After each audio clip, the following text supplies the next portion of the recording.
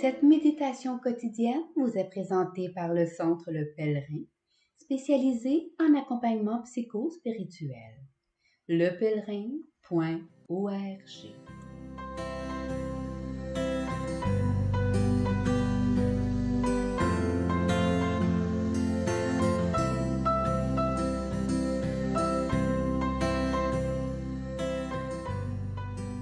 Évangile du jeudi 9 mars. En ce temps-là, Jésus disait aux pharisiens: Il y avait un homme riche, vêtu de pourpre et de lin fin, qui faisait chaque jour des festins somptueux.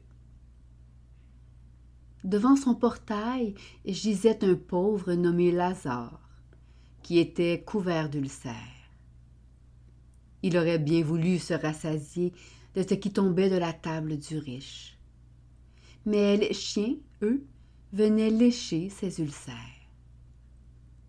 Or le pauvre mourut, et les anges l'emportèrent auprès d'Abraham. Le riche mourut aussi, et on l'enterra. Au séjour des morts, il était en proie à la torture. Levant les yeux, il vit Abraham de loin et Lazare tout près de lui. Alors il cria: « Père Abraham, prends pitié de moi et envoie Lazare tremper le bout de son doigt dans l'eau pour me rafraîchir la langue, car je souffre terriblement dans cette fournaise. » « Mon enfant, répondit Abraham, rappelle-toi, tu as reçu le bonheur pendant ta vie et Lazare le malheur pendant la sienne. Maintenant, lui, il trouve ici la consolation et toi la souffrance. Et en plus de tout cela, un grand abîme a été établi entre vous et nous, pour que ceux qui voudraient passer vers vous ne le puissent pas, et que de là-bas non plus, on ne traverse pas vers nous. » Le riche répliqua: « Eh bien, Père, je te prie d'envoyer Lazare dans la maison de mon Père. En effet, j'ai 5 frères. Qu'il leur porte son témoignage, de peur qu'eux aussi ne viennent dans ce lieu de torture. » Abraham lui dit: « Ils ont Moïse et les prophètes, qu'ils les écoutent. »« Non, Père Abraham, dit-il, mais si quelqu'un de chez les morts vient les trouver, ils se convertiront. » Abraham répondit: « S'ils n'écoutent pas Moïse ni les prophètes, quelqu'un pourrait bien ressusciter d'entre les morts, ils ne seront pas convaincus. »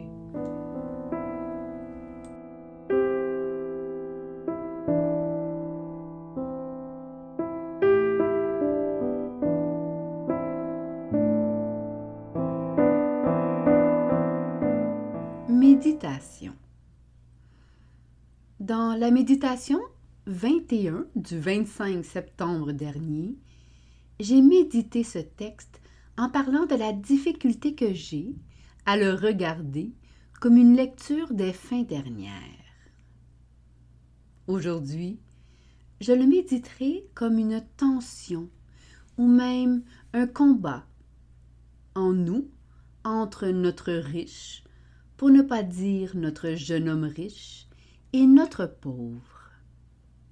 Combat, nous devons le dire, dont le résultat est crucial pour notre vie spirituelle.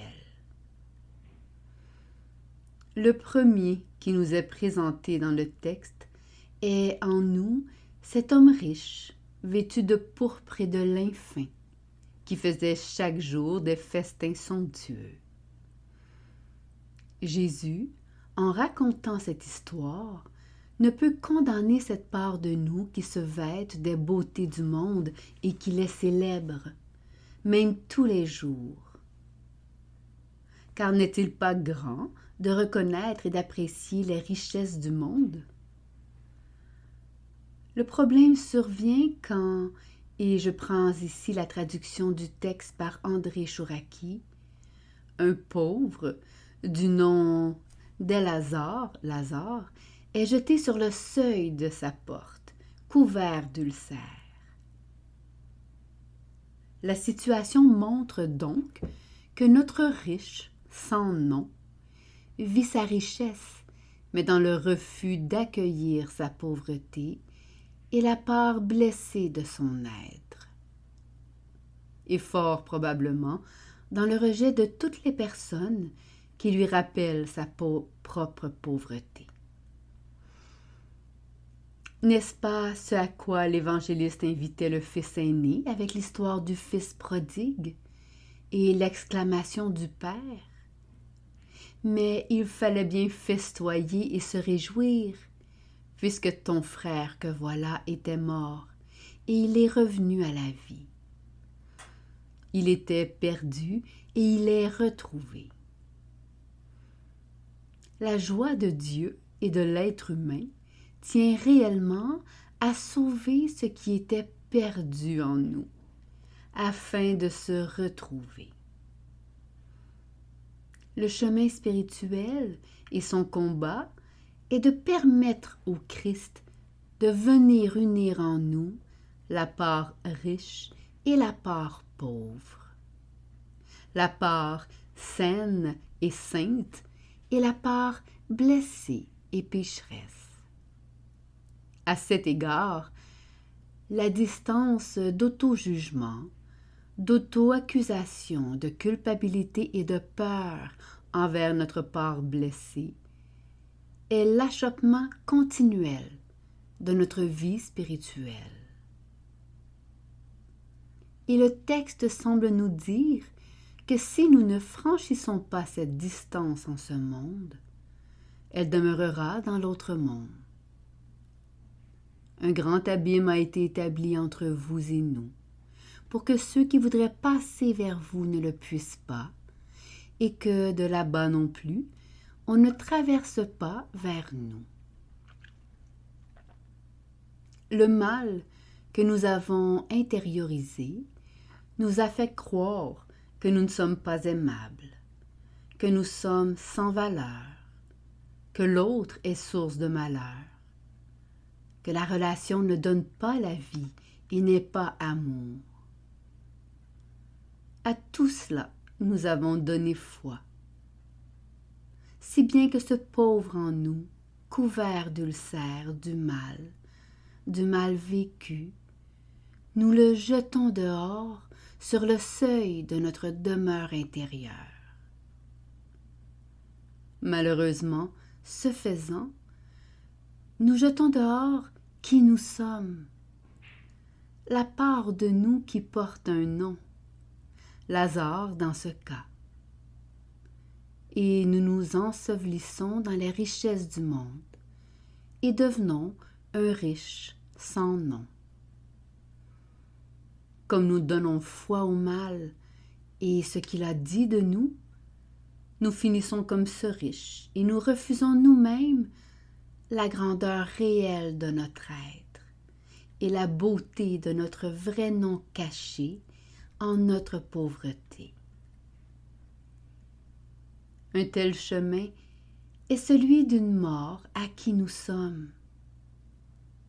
Si bien que si nous nous en tenons uniquement aux riches en nous, cette mort conduit à l'enterrement de tout ce qui est vital en nous, et on l'enterrera.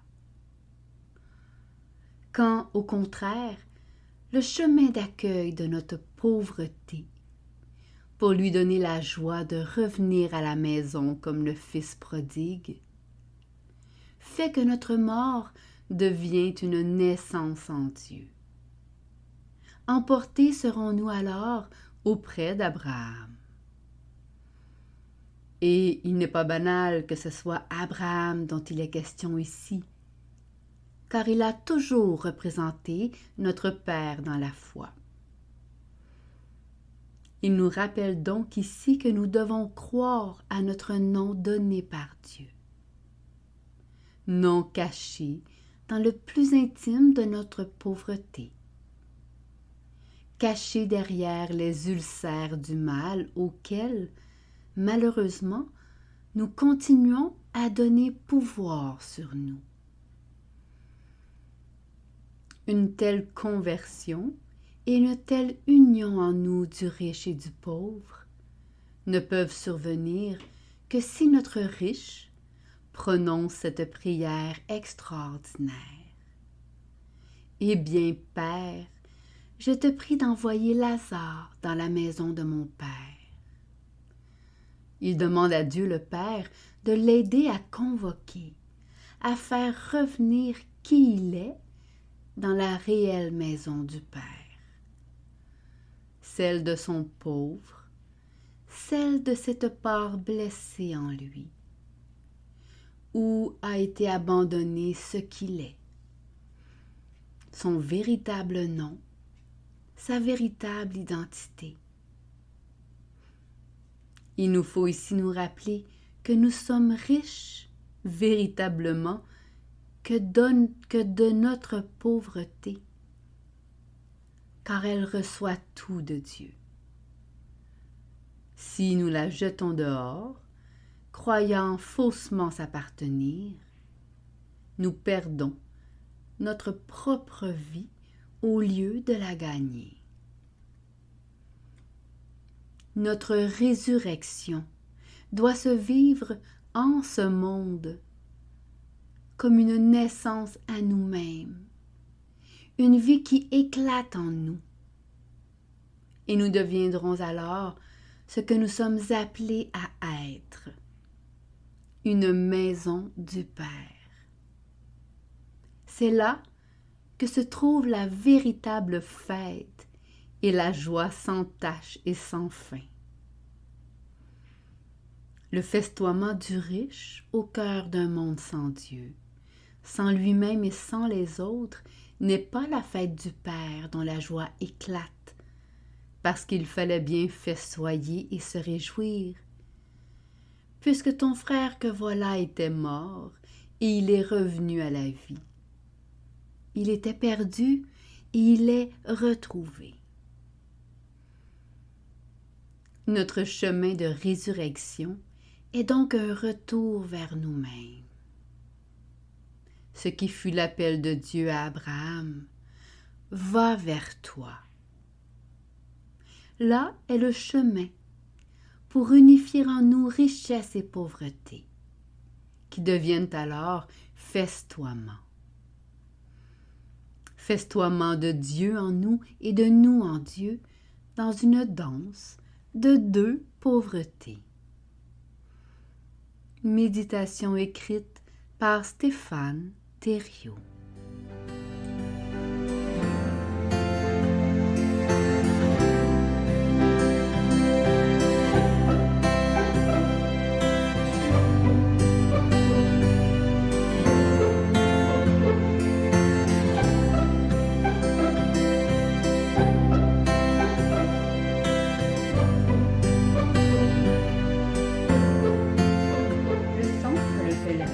Est fier d'offrir depuis plus de 20 ans un service d'accompagnement ainsi qu'un certificat universitaire en accompagnement spirituel.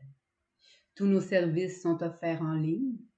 Nous sommes situés à Montréal, au pied de l'Oratoire Saint-Joseph. Le pèlerin, le savoir intérieur qui transforme la vie. lepèlerin.org. Page Facebook, Centre Le Pèlerin.